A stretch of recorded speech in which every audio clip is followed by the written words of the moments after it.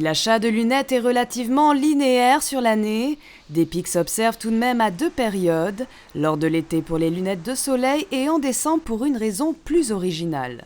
La plupart des organismes complémentaires donnent un forfait annuel ou biannuel et les gens ont parfois l'envie de profiter de ce forfait. En effet, dans la plupart des contrats, le forfait optique annuel est perdu au 31 décembre de chaque année, un moyen pour les assurés de récupérer une part de leurs cotisations payées.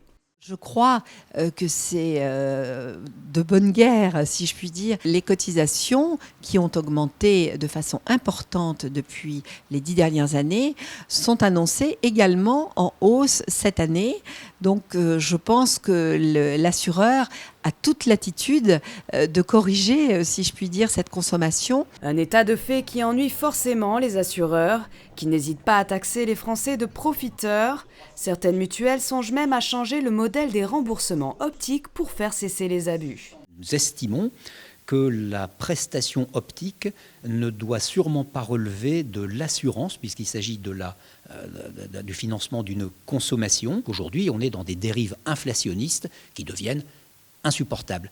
Et je propose donc de sortir la prestation optique des contrats solidaires et responsables, évidemment de toujours nous intéresser au service de l'optique, mais par la voie de ce qui pourrait être un crédit optique, une épargne optique ou tout autre modèle vertueux.